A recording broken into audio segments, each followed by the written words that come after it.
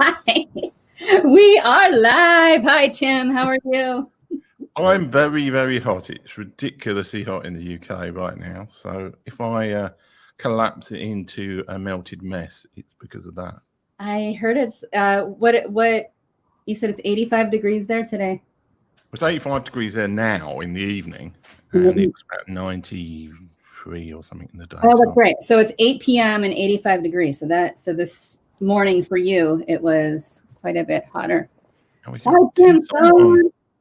Tim. I'm interviewing Tim Lewis today. So Yeah, I'm that's me. In case anybody stumbled across it. Tim said he's sweating in the basement. Is that a euphemism? He's sweating in the basement here. Every time he says he's in the basement, I laugh. Tim Lewis, we're interviewing you. Last week you interviewed me. Yes. We have so much to learn about you. Kind of like you said, all I know about you is what you tweet out or write about, or our brief coffee chat we had in San Diego. When was that? In May? No, that was the start of March. March, yeah. It might even be February, actually. Okay. Social media marketing world this year, and I think it's the same dates next year, was the very, very, very end of February and then start of March. And it only just happened, I think. If it had been 2 weeks later, they would have probably called it off. So Tim and I met at Seaport Village for coffee. We chatted. We ended up having a dinner party with another friend. And that's how we ended up kicking off this show. We thought, we had an amazing conversation. We talked about hope. There were three of us to begin with. There were three of us. April was part of the conversation too. And, we talked about hope. We talked about life. We talked about stories that we had gone through. We laughed. We might have cried. I don't know. And Tim thought, you know what, let's see what happens if we go live. And Tim is really good about jumping in and doing things and kind of letting us all learn as we go. And so here we are with Tim. Tim, I have lots of questions for you. But first I'm going to ask you, I like to do this. This is what I do in my own show. I know who you are. I know who I think you are, but who are you, Tim? How would you describe yourself? That's always a question I hate. That's why I ask random other questions like when I'm describe yourself using animals. Who are you, Tim? Who am I? Well, I know that I've moved away from somebody who was easy to describe in a sentence. So I used to be an IT software developer who worked in the City of London in the UK. Mm-hmm. And now I'm kind of somebody who does lots of things. Some would argue not very well. But yes, I am Tim Lewis. That is who I am. And I have written 7 books. 6 of them were fiction. So that was 3 time travel books, 3 fantasy books, and 1 book about social media networking. Mm-hmm. I ran the Begin Self-Publishing podcast for like 140 something episodes, which is coming to an end. I don't think I want to continue it. Actually, I think I've made the decision, but not told anybody that that's going to end. Well, that's how I started kind of following you. I used to listen to your podcasts. Yeah, and I run that from about, I think it was 2016, maybe even 15 actually. And yeah, at the moment I'm in the slow process of starting up a website, which is going to be smallbusiness.live, and it's going to be full of training courses. And I have a few other show ideas that I keep threatening to do, and I might actually get around to doing them at some point. I can't wait. Tim, obviously, here we are meeting together every Tuesday and Thursday. I'm in San Diego. You're in the UK, and we get a lot of questions about that. How in the world did that happen? But will you tell us where exactly did you grow up in the UK? Well, I grew up. This is one of the ironies I like to think of myself as sort of a globally aware person, but I've only ever live within what's called the M25, which is London's orbital motorway, or you would call, what would you call it? Highway, I suppose. Okay. Autobahn, as they would say in German. So I grew up in a town called Watford, which is just northwest of London. It's not actually in London proper, but it's within the London sort of suburban area. So I don't know what you would say would be equivalent, sort of one of the towns near New York would be equivalent to kind of Watford in terms of geographically where it is. My parents and family were originally from southeast London, so kind of. There are, like, the funny thing is there are differences between North and South London, which is amazing for just a small city, that there are like differences in sort of accents and stuff between people in the city. So that's where I grew up. And then after university, which I went to 2 universities in London. So again, I've never actually lived anywhere outside of London. I've been to loads of other places, but I never lived anywhere else. I ended up living in southwest London for a while. Then I lived in middle of London, and now I live in northeast London. Okay. So yeah, I've lived in lots of places, but they're all very close to each other. Okay. You if you could live anywhere else, where might you consider living, or is London, does it have your complete heart? Well, to be honest, I would say that I'm not actively looking, but I suspect in the next 2 to 5 years, I'll probably move somewhere else in the world, possibly somewhere else in the UK, and possibly somewhere else in the world, just somewhere else in the world. Yeah. I had probably about 2016, 17, I had kind of epiphany that I really didn't like London anymore.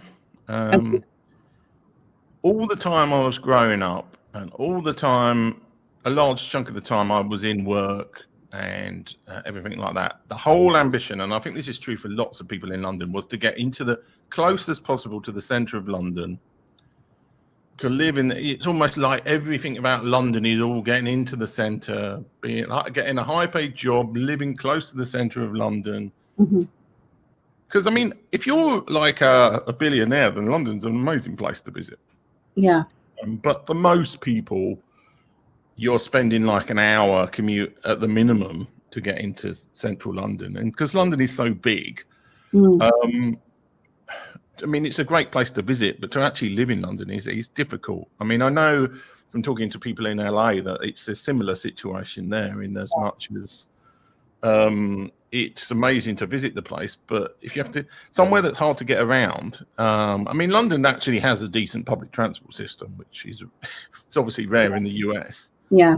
But even so, I mean, somebody from the US might come over to London, and it's gonna be, or somebody might come from the rest of the country down to London, and they'll say, "Oh, we want to meet up," and that's gonna require at least an hour, usually each way for me. Sometimes an hour and a half, depending what part of London it is in. So I kind of feel with London that I'm somebody I'm like somebody who's booked into one of these expensive Marriott hotels in a city centre where they're not using any of the facilities. And London is like that for me. There's loads of stuff that I don't use in the middle of London. Yeah. And it's like I will be better off in some ways living in a smaller city, I think.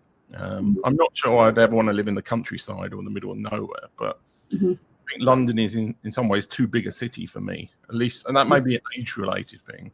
I think when I was younger, it was obviously a bit more exciting in central London.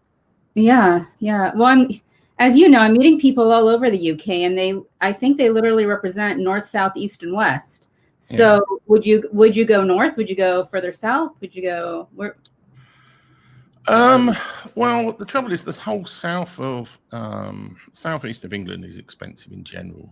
I mean, and it tends to be it's not entirely true. I mean, there are regional places like Brighton and Bournemouth that are have their own kind of identity and places in the new.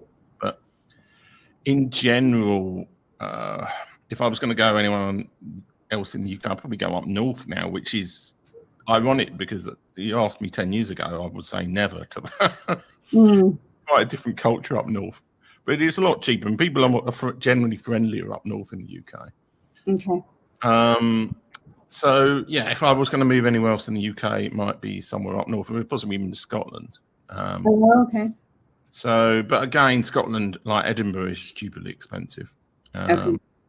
I mean, there's lots of places in the UK. I mean, Cambridge is just north of London. That's as expensive as London. Yeah. So there are. I mean, London, UK is not a cheap place in general to live by international standards. Okay. Tim is wanting you to move to the US. We're voting for you to move to the US, Tim. Well, I thought about it, but again, it's like this great problem of visas and living and other things is Yeah. a whole issue. Yeah. There's ways you might have to go to school again or something. Go on I think I'm a little bit old to go be a student, but you never know. Okay, so I want to go a little deep because when we chatted around the dinner, I'm saying the dinner table, I'm being metaphorical here, but when we had our dinner chat that was actually by Zoom, we started telling more personal stories.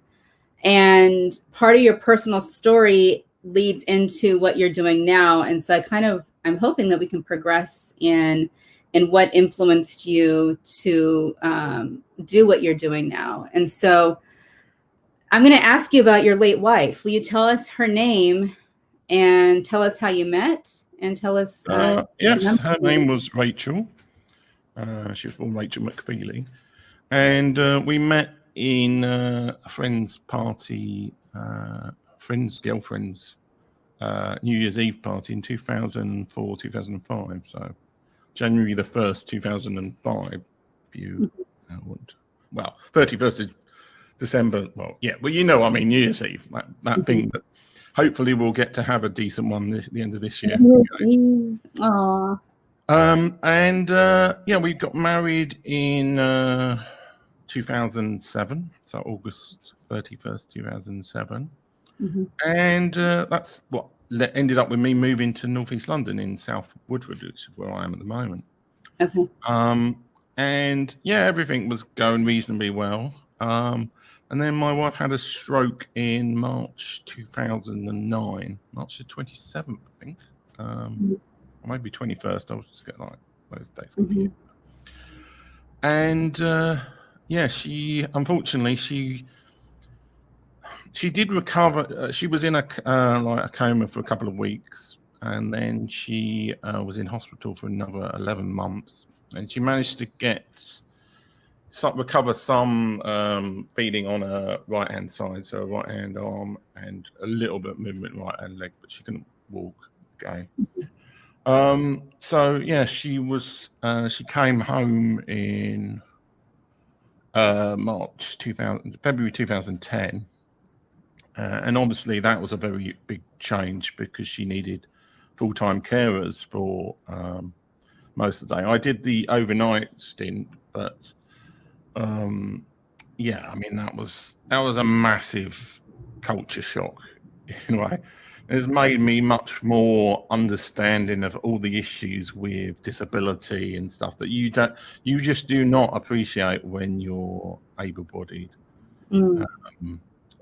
until you spend a lot of time with somebody who is severely disabled. And it's things like she was in a wheelchair, but there is a massive amount of difference between somebody who's in a wheelchair and what's called can transfer, which is move themselves out of the chair so somebody who's elderly in a wheelchair and who can push themselves out of that chair and go into another chair, or can do it short. But Rachel, unfortunately, because of all the issues with her stroke, she couldn't do that. So she needed to be winched out of. We had basically a winch to take her out of the wheelchair and put her in bed. So it was basically most of her life was in bed or in the wheelchair. So that situation continued until, in December 2010, she went into hospital with an infection, and she almost died at that point because she had long-running kidney issues anyway.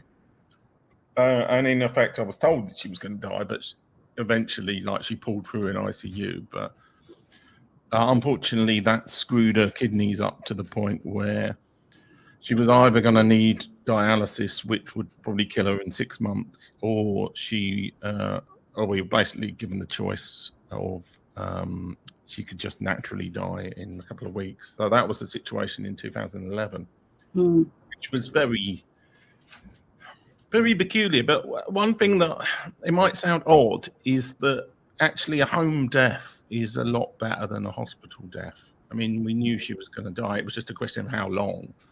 And it was actually, I think she lasted 3 weeks in the end. So February the 21st, 2011, she passed away at home in this actual room I'm in now. So yeah, I mean, that is kind of the background of the situation. Now, personally, I was preparing because of the way that care works in the UK, which is a lot better than the US, but it's still, I mean, care is expensive for somebody. So she was on what was called the NHS Continuing Care Plan. Where you get everything paid for you, basically. So you're getting carers and you're getting the rest of it. But she was going to be moved on to local authority care funding, where it's means tested on the household income. So because I earn more than it's a fairly low amount, they taper off relief up to a certain level. So I was basically hoarding money and cutting back on things, on thinking that I was going to be having to pay for care for Rachel. Now it's actually there's a maximum cap on it in the UK, so it's not quite as bad as it would have been in the US. But I did actually work out that if I would have had to privately fund the same level of care, it would have been about £90,000 a year in expenses for care costs, and I wasn't earning that much money. I was on good money working in the city of London, but I wasn't on that kind of where I could afford that kind of money on care. Yeah. So I was saving up all this money, and then Rachel died at that point, and I'm like, well, so and then because Rachel worked for an insurance company, there was insurance money that she got as part of that job. So I was in the position where I could pay off the mortgage on the house, on this house. And I was still doing the same job, but I always had this feeling of like, well, why am I doing this? I did enjoy the job quite a lot at the time. Obviously, things changed in my job. There's always a point where you get to where you get a manager above you who you don't necessarily respect for whatever reason. And in the next year or so, I got to that position. So I very much was in the mindset of like, what else can I do with my life? I see Tim said, thank you for sharing, Tim Lewis. This must be very hard to talk about. Well, strangely enough, it's not hard for me to talk about it, but it's hard for me to deal with people's reactions to it. If that makes any sense. I'm happy to talk about anything. People are like, oh, if you want to talk about it, it's like, well, no, I was happy to talk about anything, really. Yeah. But I'm kind of quite well, not direct. Well, I suppose I can be quite blunt and direct with people. And I sometimes I'll be just like telling things as they are, and people will get the hump about that. So I'm always a little bit reticent to talk to people because people don't have the same experiences in life. And they don't. I mean, I'm sure there are things that I would be like horrified by somebody talking about in vast detail. And we all know these things are around, and like, I don't have any experience of people with drug problems, for example, or something like that. That would be difficult for me to deal with. So I don't have a problem with talking about it, but I do have that problem sometimes. I'm a bit mindful of immediately going into this story because then people will be like, oh, this person's looking for sympathy or whatever.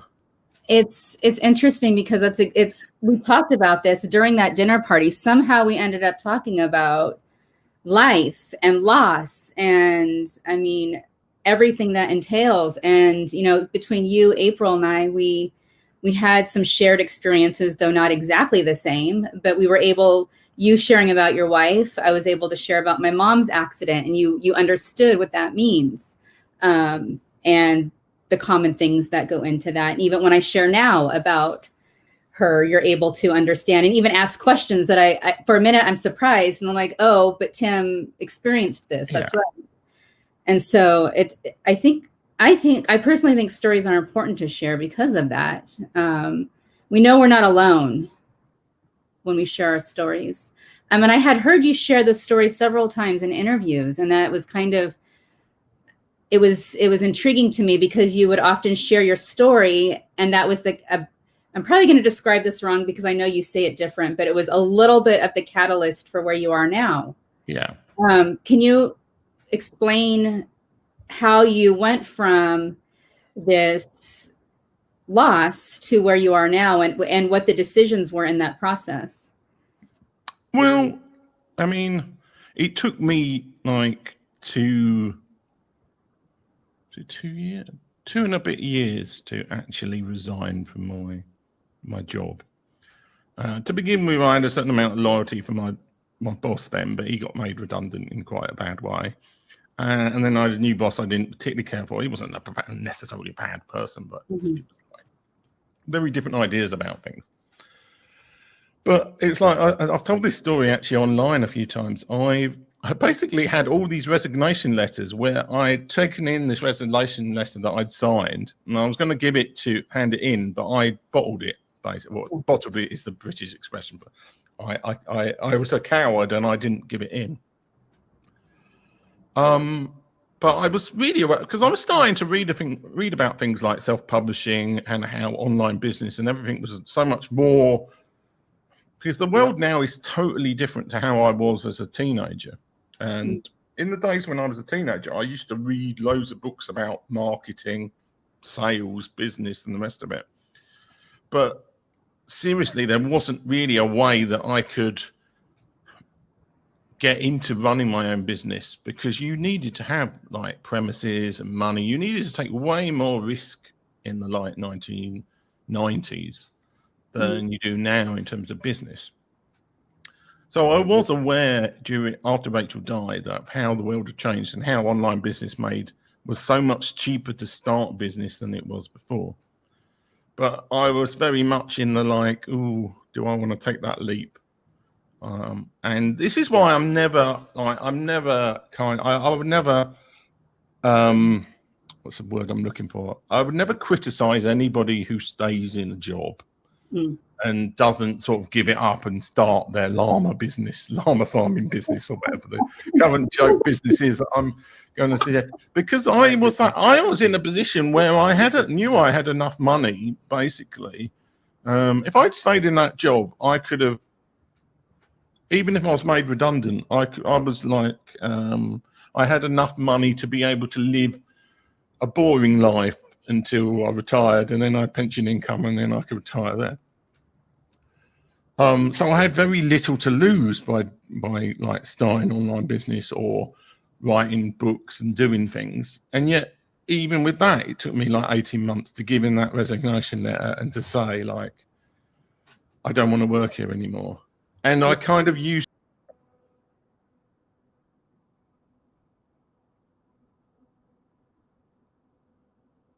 Oh, we're still live and disappeared. In the middle of the interview. Hi. Yes. This is where, if you put a mouse next to your hand and then you click it at the wrong time. I was playing with the mouse with my hand as like a thing. So if I'll put it up here somewhere. So it's. Welcome to Tim, sorry, how did I handle that? I didn't know if I had disappeared or Tim had disappeared, and so it took me a minute to realize I was still live and Tim had disappeared. Yeah. So yeah, that's the benefit of live shows. So yeah, I was in the middle of some ranting, and then I start hitting the mouse, and then I'm like, oh, I've just left the studio. I was like, and that's happened on my own show, and so I couldn't figure out if we had all disappeared. And then I saw that, wait, I'm still live. Oh, I'm still here. Well, yeah, that's the. So anyway, I've lost the train of thought. So you probably want to go on to your next question, because otherwise we're running out of stuff. We were getting to you. So you wanted to resign, and you were scared, as we all are, and that kind of actually leads me into your ideas about taking risk, because you do encourage us to take risk and go for it. And we've had conversations about, and we had this conversation with April too. Like, we hit our 40s and you realize nobody really knows what they're doing. No. We all might as well jump in and do it and just see what happens. So can you tell us about your ideas surrounding taking risk? Well, I think the thing is, people take risks about all sorts of weird stuff that doesn't really matter. Mm-hmm. And yet other things, people are very bad at assessing risk in general, as far as I can tell. Mm-hmm. But I mean, coming on more to your point about, I suppose for me with risk, no, I'm not finishing a sentence here, and this is the hot. But if we talk about what you were saying about nobody really knows anything, that is something I've learned in the last couple of years. It's very easy to look at people who are producing content, or you see on social media, you see it as speaking at a conference, or you see on television, and look up to them and think like they've got everything, they're doing everything right in their life and they're doing it all perfectly. But when you spend enough time with people who are, well, not necessarily celebrities, but I mean, I've known a lot of, I've interacted with a lot of people who are quite bloggers and Instagrammers and people with quite big following.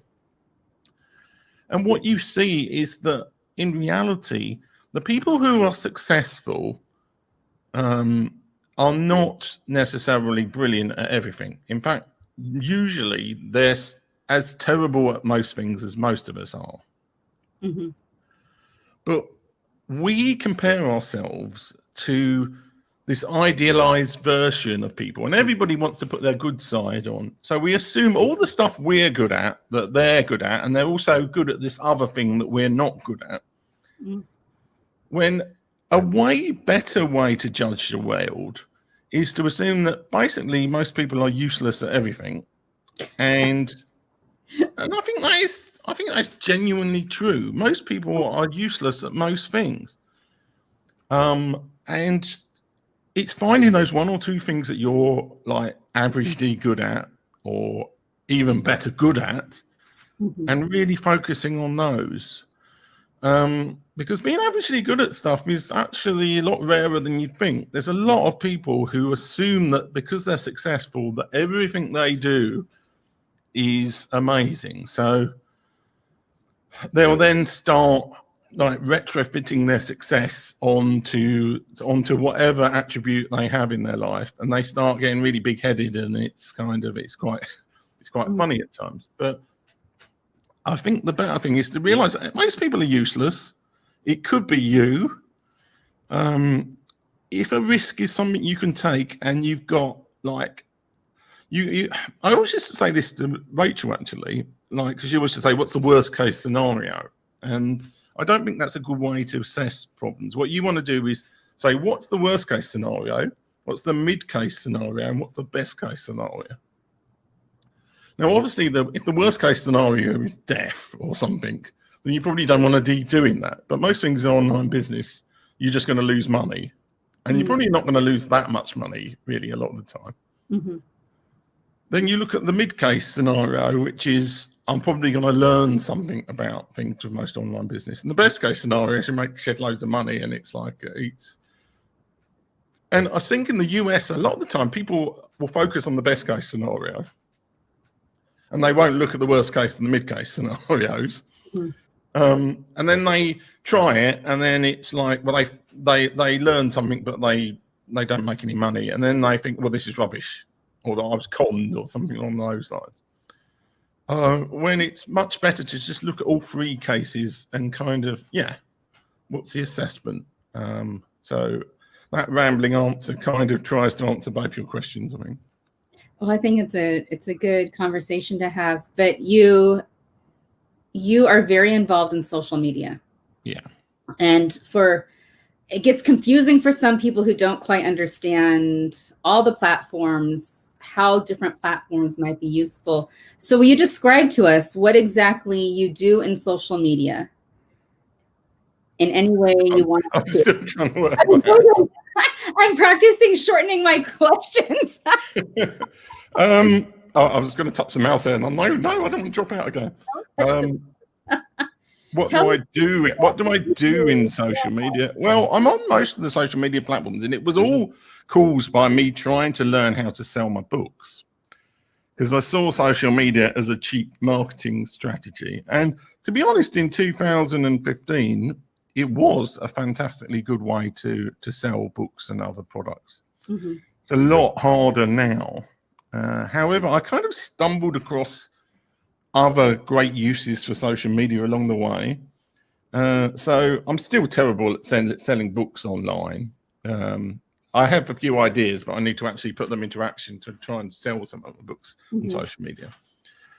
But for me, and this was what my last book was about, actually, the biggest value on social media is in connectivity and with making connections with people. It's not trying to sell stuff necessarily. That can be an end product of what you do on social, but making connections with people can be tremendously useful. And the number of people I've met who have got like jobs or have got great business opportunities or found romance, all from social media, is amazing. Because social media has changed the world for good and for bad. And I think one of the good things about it is that you are no longer necessarily limited to your local area in terms of your connections. So like 30 years ago, you would have been limited to people in San Diego in the main. I mean, there's obviously been telephones and stuff around for ages, but social media allows geography to mean much less than it used to. Do I need some coffee? I probably do, actually. Yeah. Ooh, this is where I'm getting the... He keeps almost turning us off, Tim. But what do I do on social? Well, I make a lot of connections with people. I take quite a few opportunities to do a lot of like online speaking and other things. And yeah, I mean, it's generally been making connections. I mean, I started going to online to lots of in-person conferences when those things existed, off the back of connections that I made on social media. And yeah, so as a networking tool, social media can be fantastic, both in a personal and in a business sense. So yeah, I suppose that is what I do. My priority is on connection rather than trying to have any particular scheme to sell or to do any particular objective. If that makes sense. Yeah. Well, that brings in your books. Let's talk about your books. What books have you written? Tell us about your books. I have actually got some. This is the first 3 books I wrote, which you might say, well, this is one book. But the first 3 books I wrote were 3 time travel novellas. Okay. And the paperback is all 3 of them. So, okay. So that was the first book I wrote. And I wrote the 3 books in that in 2014, I think. It's like, that's amazing. Like when you get old, you forget these things. Did you write them all in a year? All 3 in 1 year? Yeah. Well, they're 20,000 words each. Okay. And they were like available as ebooks. I only did the paperback version of them in 2018, I think. Oh, okay. I mean, the first book is free. The first ebook is free on Amazon, and has some really terrible reviews, and it also has some good reviews. So, Okay. so that's a sign. I mean, part of my journey is I wasn't intending to write books as the first thing I did. Okay. When I gave up my job, I was actually thinking of doing IT contract work. That was my initial risky activity, which actually wouldn't have been risky at all, with irony. But during my notice period, which was extended because there were lots of banking regulations that had to come in, so they gave me a contract for a while. I read this book called Write, Publish, Repeat, which was about these 3 self-publishers who were building up this empire writing fiction books. And I thought, well, I'll give that a go. So that's how I ended up writing time travel to begin with. And the first book did all right, actually. It got to like number 10 in the UK time travel ebook chart. But given that it was like 99 cents, it didn't make it made back the money I spent on it, but it didn't make me a fortune. Mm-hmm. So after writing that book, I wrote, I think the next book I wrote was 2015, maybe 2016, which was this book, which is Vampires and Magic. Yes. Which is a 3-book series, of which I only got one other book I could find in the series, but I write one of these each year. Okay. And this has never done well, even though I think actually this is a way better written book than the time travel ones. Mm-hmm. Partly because I wrote a fantasy book, which was almost like I couldn't really describe the book until somebody actually wrote me a review of it, saying like, "This is a fantastic book, but you misclassified it in the book charts." And I think they were right. It's really almost like comedy fantasy. It's almost like a parody of fantasy. It is fantasy, but there's lots of. So, for example, in a lot of fantasy fiction, there will be a princess kind of in distress, a damsel in distress. Yeah. But in my book, there's basically the damsel in distress is a lesbian, and so is like she's in love with another one of the characters. Mm-hmm. And it's kind of, there's lots of little tilts to like the fantasy genres that I turn on their head. Mm-hmm. So, for example, in the Dwarven Society, in my books, the women, it's a matriarchy. The women are in charge in the Dwarven Society in my fantasy books, to kind of spin round the whole kind of thing, because dwarves are always described as quite sort of male-centric in most fantasy. Yeah. In mine, it's the other way around. They're always like so we'll do lots of stuff like that. Okay. In the Magpies and Magic trilogy. And the last book I wrote was an interview-based one about social media networking, which is what I was talking about a minute ago. Where I interviewed 20 people about how they'd used social media to get ahead in their career and various other business opportunities. And that was really interesting to write and to do as a book. Okay.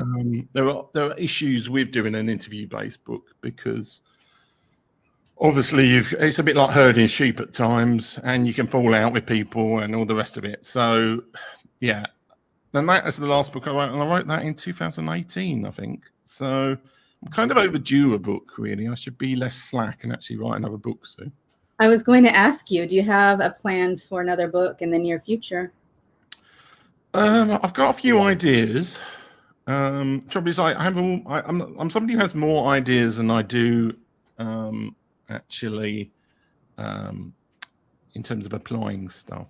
So one idea is about the whole nobody really knows anything kind of mentality, because that is really, it has been really helpful actually.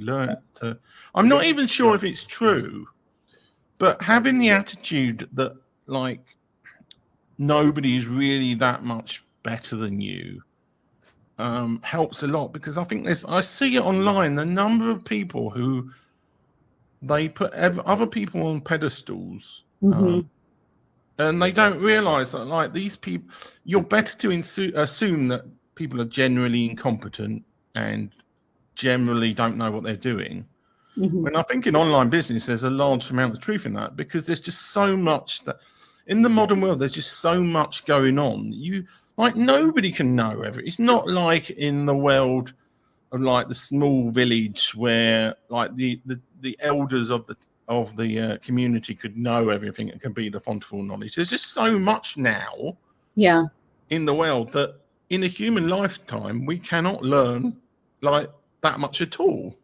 And especially in the last 20 or 30 years, I mean, everything is transformed so much that it's almost silly to expect that people know anything more than a very narrow area. But we've got this kind of idea that like the people who are successful know everything and know like all, and actually I just don't think that's true. And I think it's dangerous, because people get successful and then they start spouting about all of their various views on things and everything they do, and like they get up at 4 a.m. and they rub the head of this little fluffy aardvark they've got in their room, and everybody else should do that because that's what they do. And actually, it may be all of that is totally irrelevant to their success. It's actually that they just happen to have this one tiny technique, which is what makes them successful. But they might not even appreciate that, because self-awareness is also something that seems to be in like a real lack in most people nowadays as well. That's important. That's a really good point. Can you expand on that, self-awareness? Because I think that is critical. I shouldn't say especially today, but I'm going to expand on self-awareness and why that's so important. Well, I was thinking like, yeah, I thought I explained that quite well. I don't know. Actually. I want to know self-awareness. It's so important in this day and age. Well, I think like I've definitely gone from somebody who wasn't especially self-aware to somebody who's become quite self-aware. And I think having a major life event like having a wife who had a stroke and being widowed does make you look at everything again. You look at all the first principles and you look at all the things, which I think is tremendously helpful, because we tend to just have blinkers on and we miss major things in the world and ourselves by just like, that's the way it's always been done. And we don't even consider things. So yeah, I think having some concept of self-awareness is very important.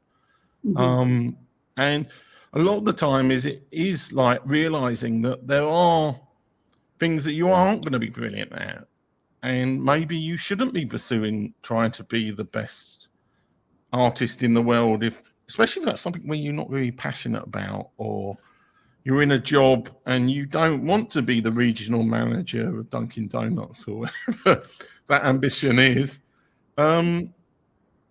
It's like, yeah, I mean, we worry too much about security and other things, especially with the way the world's going. I mean, I suspect the COVID crisis will hasten the trend where a lot of the traditional model of like the full-time job for life, one particular job for life, I think that's in real danger.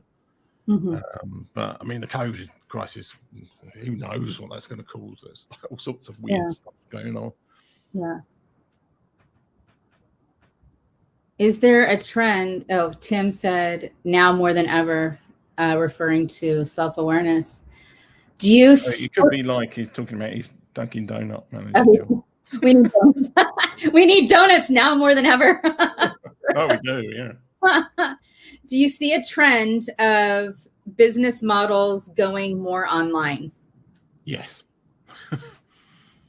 I mean, there's always going to need to be a need for connections and remembering people and human connections. And I think in person, when everything gets back to normal, will be very important. But there's lots of in-person stuff that had to be in person because that was the only way to do it in the past. And that is all the stuff that, and people are now realizing that they can do Zoom calls and they can do emails and they can do phone calls and other stuff. And a lot of things that had to be done in person don't have to be done in person. And you can see, you can see like big companies with expensive city center offices thinking like, well, why do we need to be in the center of London? Or why do we need to be on the bayfront in San Diego? Or why do we need to be this? And I can see that'll make a big difference in terms of city centers. A lot of people will move out, especially in the bigger city centers, both offices and perhaps, well, I mean, actually for residential things, city center living makes a lot of sense. But of course, if they're not able to work in a city center, then I can see that being a big issue. And save money where you can, save business building costs, and those of us who live in the big city can move away if we're able to work virtually. I mean, the cost of living in a big city is quite expensive. Oh, yeah. I mean, coming back to cycling other book ideas, because I've got loads of them. But one I've been thinking about actually is going back to the whole kind of economics thing that I did an economics degree first, and I got dispirited by the subject. I've said that before. No, but every once in a while you'll bring up some interesting points about economics and what's happening in the world, and I'm reminded that you're an economics. Yeah, I mean, that's what I wanted to do, really. I did an economics degree. I was very good at economics. The only trouble is I kind of got to the point where I didn't believe anymore. It's like, I don't know if have you seen the film Serenity? And there's this guy who's the bad agent, and at the end of it, they show this video to the whole universe of like what they did on this planet called Miranda, and this guy is basically, yeah, I've lost my faith in thing. You can just go. I was a bit like that with economics, but something that I think, and there are other people probably have made this point, but not lately, is there's a lot of confusion about things like capitalism and money and the like, because there are actually lots of really good attributes to money and capitalism. Money is in some ways one of the most wonderful inventions of mankind after the will. The problem with money is not money, it's resource allocation. Because the whole problem fundamentally of economics is like, how do you allocate resources to people? And that's, as a subject, that's fantastically important. So what decides that you have that hat rather than me having that hat? And is everybody in the US allowed to have that hat? And like, when you start to think, well, how do you allocate resources? Do you have somebody in a department sitting deciding whether Christelle has that hat or not? Actually having money as a way that people with the most money can spend their money on their allocation of money on what they want. There is a freedom that comes from money. The big problem is, of course, that how much money people get is a bit broken in lots of ways around the whole world. But the concept of money isn't the problem in itself. It's like in the Bible, it doesn't say money is the root of all evil. It says the love of money is the root of all evil. And I think there's a lot. I would hear him preach. Yeah, well, I mean, that's about all the Bible I know, really. I did read some of it at one point. I've never been I believe in God, but only as kind of a default option, because if I die and there's a God, I can say, well, I believed in you. And if there isn't a God and I die, then it's not going to matter either way. And I'm not sure necessarily I want to do the whole pick a God trick, because if you have to pick one of the gods that's out there and they're like really vengeful that you pick the wrong one, then I think we're all screwed. Does humanity tend to choose the scariest God to believe in? I don't know. I mean, you could the trouble with religion, and it's similar. It's all related. It's actually very interesting when you think about these highbrow subjects like capitalism, and religion has been a fantastically great way of keeping people in control.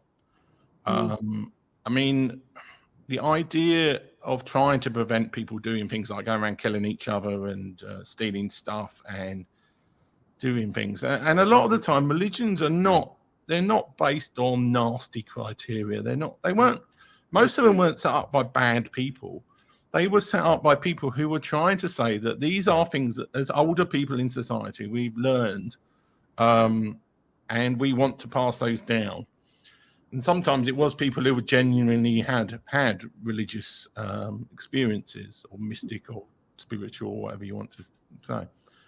So I think actually religion has an important part in society, but obviously you've got to ask about the relevance of religions from like 2,000 years ago, when they're talking about how many cows and goats you want to exchange for large chunks of it.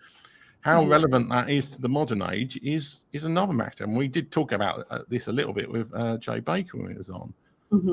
I think you have to interpret religion with your own modern mindset. and whether that puts off people like people who take everything literally, I don't know. I mean, Christianity. I mean, this is one of the things that I find ironic. Christianity's fundamental innovation as a religion was forgiveness. Forgiveness is a fantastic thing to have in society, and that was what Christ brought more than anything else. Is forgiving people.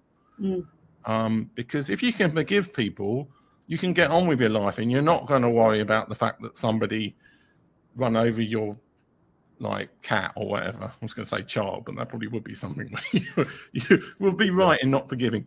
And similarly, like Islam's biggest innovation was tolerance. But you look at a lot of radical Islamic people, they're not very tolerant. You look at a very radical Christian people, they're not very forgiving. And you do wonder about how these people manage to say they're Christian when they don't forgive anybody, and how they say they're Islamic when they don't tolerate other people. But so what is the biggest, what would be your life motto then? We talked about it a little bit last week. We talked a lot about religion last week. We've kind of talked about it over our interviews. What would be your life motto of decent living, decent humanity, good humanity? What is your life? Well, I think life is about experience. It's about trying to do as much as you can while you're on this earth. I mean, one question is we don't know if there's an afterlife or not. There may be an afterlife. It may be the fact that we're all a bunch of fat aliens in another planet somewhere, million light years away, who are playing this as a video game, and it's kind of we'll just emerge from our pods after we die and be like, how was living as Tim Lewis for your thing? But we don't know like what's beyond, if there is anything. So fundamentally, you've got this time on earth, and you've got to do as much of it with what you can, and that comes down to the individual, what is important to them. To some people, it's their children and it's continuing their lives. Other people, it's one particular passion or thing that they want to do in society. And as far as possible, you have to kind of let other people, you want to promote other people to do what's important to them. I think there is even more so now, it's obvious than ever that there are conflicts between people and what they want to do and what other people want to do, and I don't think society has necessarily worked out the best way to reconcile. Like, if you want to do something and that affects what I want to do, that's where you get disagreements and you get problems in society. What is important to you? What's important to me? I suppose freedom in a way. Though freedom is a bit of a kind of we could do a whole show on that, and probably will at some point. I think being able to kind of explore and help other people and push things forward, that helps a lot. What is important to me? Well, I mean, travel. I like traveling. Whether it's actually important, I think that's because it just gives me a view of other things. I suppose it's just, I suppose ultimately I'm somebody who's here at the fun fair of life, and I just want to try the things and find things that I like doing and do that while I'm still here on Earth. And now that I'm getting towards probably the second half of my life, because I'm 47, I'm kind of much more mindful of the fact that, you have to kind of, you have to make the most of what you can. I think that's one of the strange problems of being young, is that most young people are too cautious about everything because they're worried about screwing up their future. When you get older, you realise you've already screwed it up, so you carry on with it. Might as well keep screwing it up. I mean, it's like one of the, my dad lived to like 83, I think, 85, something like that. And apparently, well, they actually did say this to me, but like the garage at the end of the the building that housed the car at the end of the garden where my parents live, he knocked down a wall and there was loads of asbestos around there. And he was kind of like, well, yeah, supposedly if you knock down an asbestos wall, I think he was about 65 at the time. He says, like, you could get asbestosovia in like 20 years' time. He said, well, I'll probably be dead by then anyway. Knock the thing down. And he was totally right. He died of like liver cancer before he ever got any asbestos poisoning. So there's a certain element of like when you're older, it's like, well, yeah, just do stuff because you might be dead soon anyway. So I suppose that helps in terms of risk. I mean, I think if we all found out we were going to die in 6 months, we'd all have very different attitudes to like if we knew we were going to be live in 100 years' time, for example. Yeah. Okay, so I have to ask you, because you asked me last week and you put it into videos that were then tweeted out, if you could have anyone on this show, and you went with 5, so I'm going to copy you on that, but I didn't. I think you did about 7. You're had like Dalai Lama and like Desmond Tutu. And then I added more later. But what 5 people or more would you have on this show if you could have anyone alive? I did actually give this some thought beforehand, but I've forgotten most of them. So there's a mixture between people I'm interested in because I want to talk to them about a particular subject. It's not necessarily sometimes whether I necessarily agree with them. Sometimes it's just interesting guests. Yeah. So I'm going to start with a bizarre one, which is Taylor Swift. Okay. Just because, like, she's been so successful, but a lot of her videos and things, like, she doesn't seem very happy in them. And I don't know if that's just because of the production staff and the rest of it, but it's like the blank space, the video for Blank Space, and the things behind that. And that's true of a lot of like successful female artists. There's a lot of kind of angst there. So Taylor Swift, and also it'd be fun to interview Taylor Swift anyway. I'm just trying to remember what the guy's name. Well, bizarrely, this is somebody I've seen appear on my YouTube feed since last Thursday.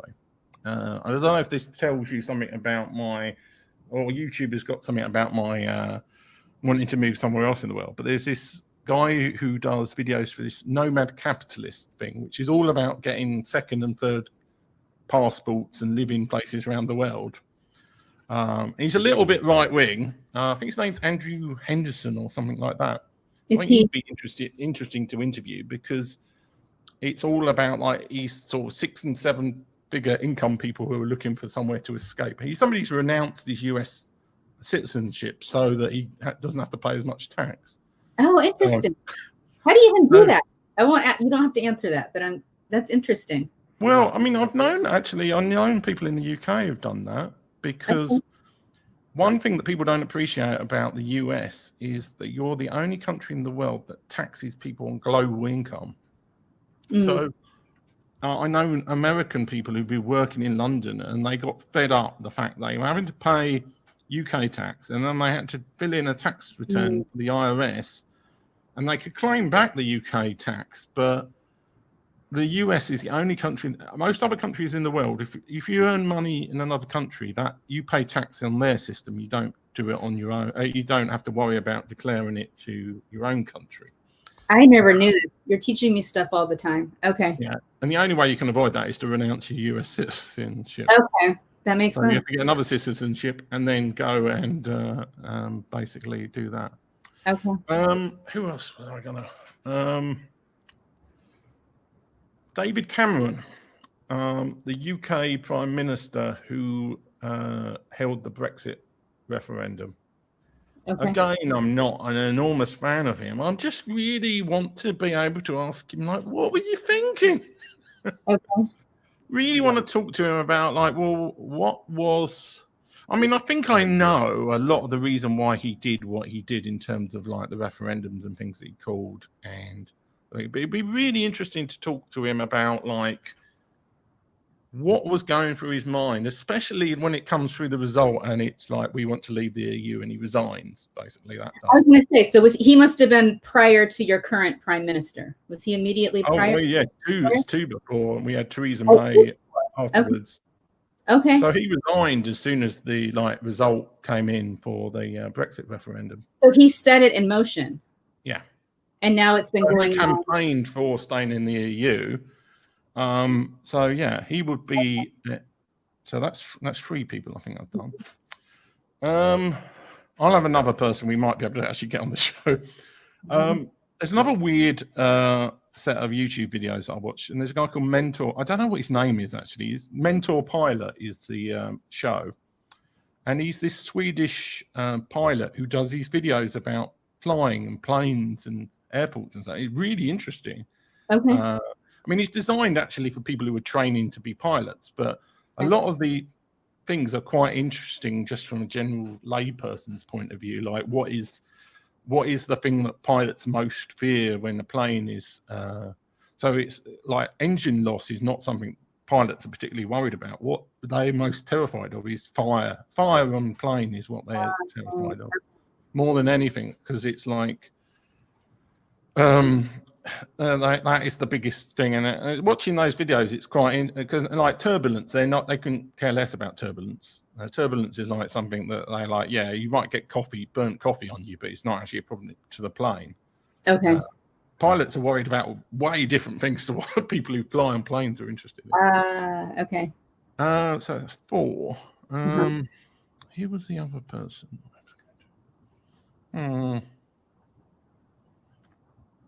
I'm sure there was somebody else exciting. I'm having a real kind of. I probably need a weather person to tell me when it's going to get colder here. You know what? Actually, could we get someone on from the BBC, like Whole Radio or something, or who's close to? I don't know. I know a couple of people who are former BBC radio people. We can have them on. In fact, one of them I was thinking of inviting. I've just forgotten to invite him on. Let's do it. Work in the BBC. Yeah, I mean the BBC is a big employer in the UK. I didn't realize the BBC actually does employ.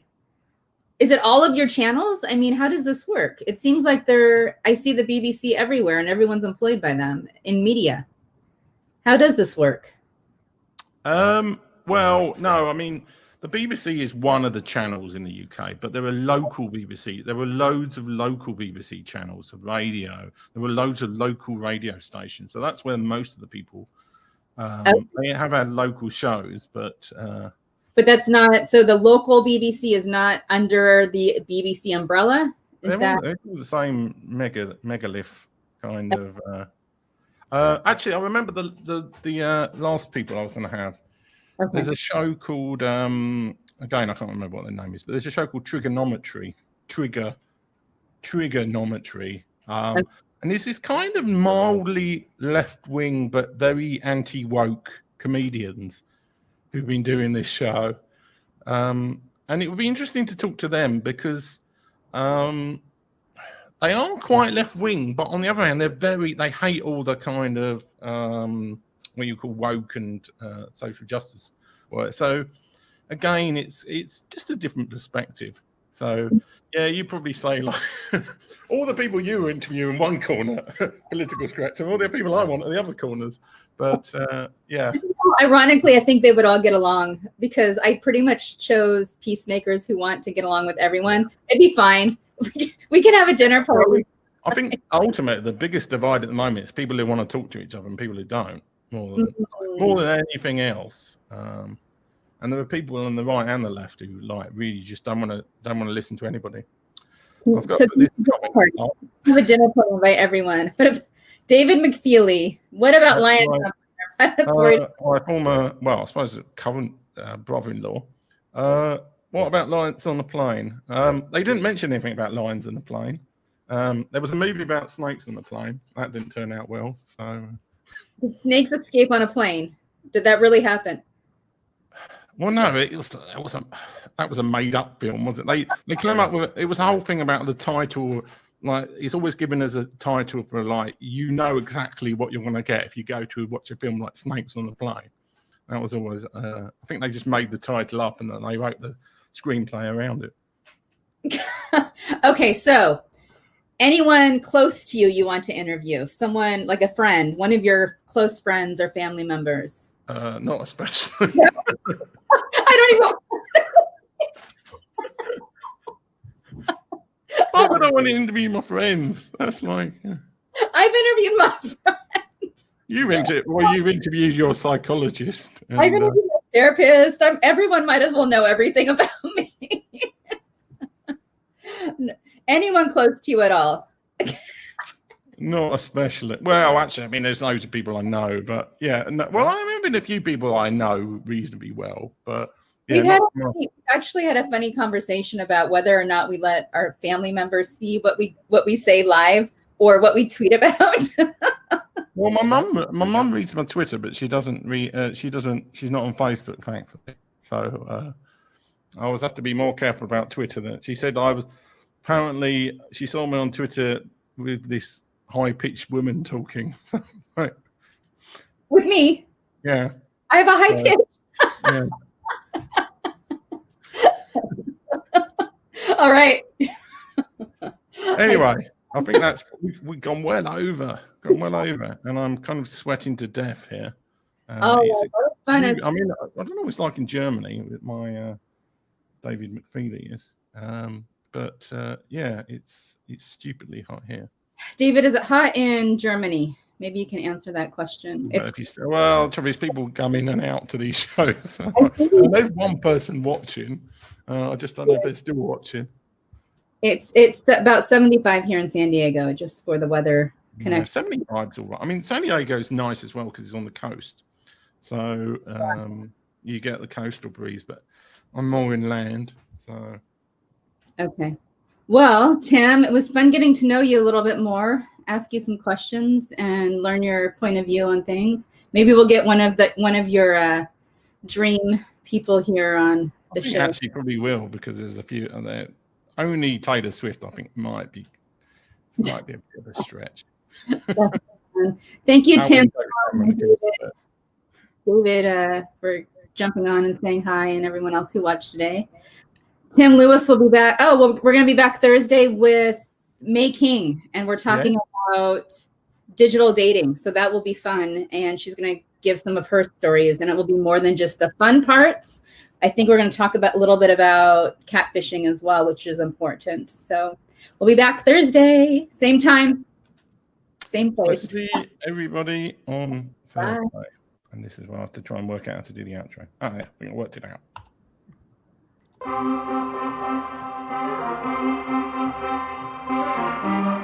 This is terrifying for me.